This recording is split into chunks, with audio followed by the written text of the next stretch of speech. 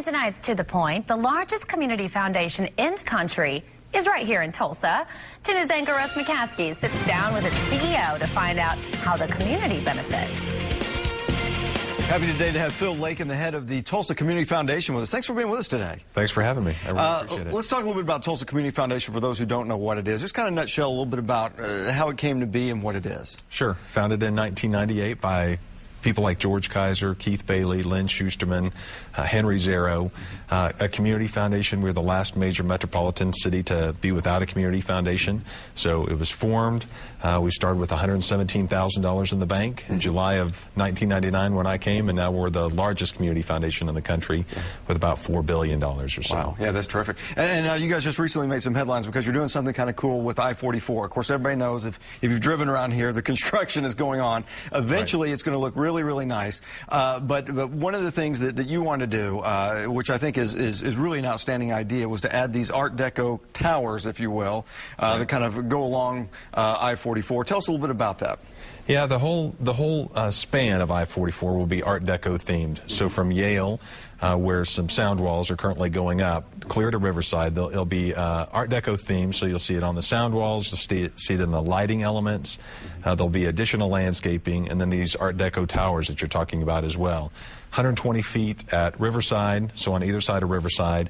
And then 4 towers on the Lewis Bridge, which is the only bridge that I-44 will go under. So we didn't want people to drive through Tulsa and not know anything about Tulsa. And Art Deco is what sets us apart. So we're very glad that ODOT decided to allow us to do it and actually contribute money of their own. Right. So yeah, it's a partnership. The state's putting in a little bit, and then George Kaiser Family Foundation is putting in some money, and then Tulsa Community Foundation as well, correct? Right. Okay. And so whose idea was it? I mean, how did this kind of come about? Was this your idea, or where did it come from? Well, I asked Guy Berry, who was then commissioner of ODOT for this area, what was going to happen. He said, well, you know, Phil, I don't really know what's going to happen, so let's find out. And so we did, and really we were going to end up with a stretch of rather vanilla-looking highway running right through the heart of our city. And so we activated a committee, and with people much smarter about art design than we were, decided that Art Deco was probably the theme that should be incorporated. And then one thing led to another. So yeah, it started after a Chamber of Commerce meeting downtown, and then to today, where we have $2 million from each of those entities that will go towards making something very permanent, very special. Yeah, how about that? And so that'll be like kind of the end thing that we're going to see go up on this? Is that kind of how that's going to play out, or will it be built before the road gets finished? Yeah, you can see the sound walls that are going up right now just to the west of Yale. So they already have the stain on them. They already have the monument, what are called end caps. So the pieces that allow people to go into their neighborhoods. So you can get a sense of what those towers will look like.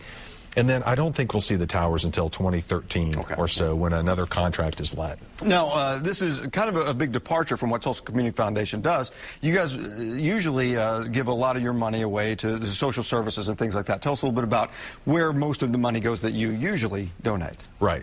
We've given about $500 million in donations to predominantly the Tulsa community since we were founded in 1999. We do get involved in civic enhancement and economic development activities, so we purchased the bond for One Oak Field to make that field possible.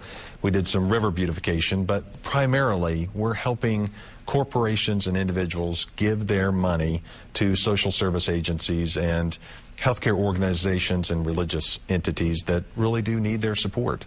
Now, if people would like to contribute, if they'd like to help out, how's the best way to do that with you guys? Really going to our website, tulsacf.org, is the best way to learn more about the Community Foundation. There you can find our phone number and the forms that individuals would need to use to create a fund at the Community Foundation. All right. Phil Lakin, thanks for joining us today. Absolutely, Russ. Thank you.